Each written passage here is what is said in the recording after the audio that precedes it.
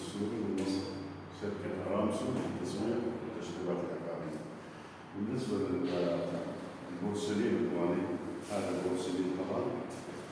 البورسلين قبل ما يتركب نصبغ صبغة خرسانة كاملة على الشرب تبع ميزان الليزر، طبعا بمساعدة اخواننا اللي يشتغلوا بالبورسلين عشان اخذنا المساحة على اعلى شرب هو الباب، شرب الباب، شرب الصرف البلاعة، حمامات مع مطابخ كامل مع باب البلكونة، كمان لأن الباب كان أمر واقع موجود فلازم ناخذ معاه. فصبينا الأرضية كشقة كاملة لأن الأرضية كلها بورسلين، غرف، طرقة، صالة.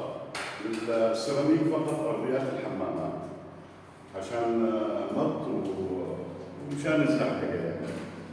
فالبورسلين ياخذ تحته مشرمة صبة خرسانة على شرب الزئبق الليزر حصرا الليزر. اما شرب المية ممكن يساوي اختلافات عشان ما يساوي سمكات بالمادة اللاصقة بين البورسلين والسيراميك او الخرسانة. ونحن الحمد لله انهينا هاي المرحلة، هاي بس لمحة عن البورسلين. فالبورسلين عندنا صالة وصلنا ما شاء الله 120 ب 60 مساحته ارضيات.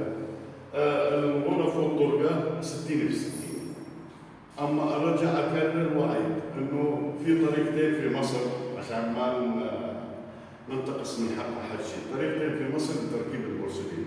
في ناس تركب البورسلين تفرش رملة وتحط على ظهر البورسلين مادة لاصقة تخشينة، الثاني يوم تتنشف، بعدين يمد اسمنت ويلزقها تلزيق مع مسمر اسمه مسمر الحصى.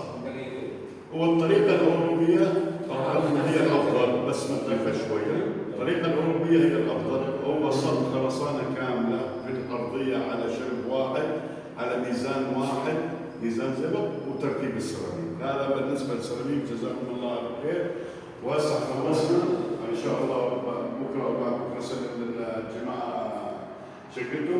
إحنا قاعد نعيد بعد ما غسلنا الشقة قبل التسليم أما نعيد على الفواصل تعرفون من قبره من كذا، أيضا الفواصل كامل الشقة تسقية كاملة بمادة للبورسلين مش اسمنت أبيض، بمادة هي الفواصل. زي هنا مثلا عندنا هنا بينا فيها أوساخ، حينظفوها كامل زي ما نظفوا هنا الجماعة، تمام؟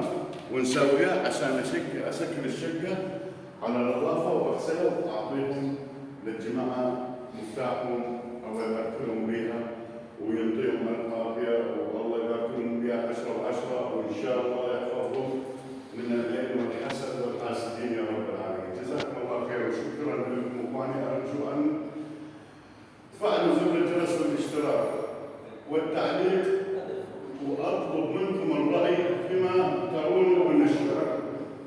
وأتمنى من كل الأخوة والأخوات المشاركة، ما نخسران شيء، لأنه أنا قاعد أقدم محتوى عمل، ما قاعد أقدم محتوى يعني ينتقص مني أو من الناس اللي قاعدين يشاهدوني. كلكم حتحتاجوا، كلكم أنتم بحاجة إنه أكرمنا كذا، يكون عندك فكرة فقط. جزاكم الله خير وجزاء كل إنسان شارك معنا بهالقناة خير، وبارك الله فيكم وشكرا لمتابعتكم. جزاكم الله خير. السلام عليكم ورحمه الله وبركاته. استنونا على اشياء جديده وفيديوهات جديده في كل مرحلتها بعد النهايه. السلام عليكم.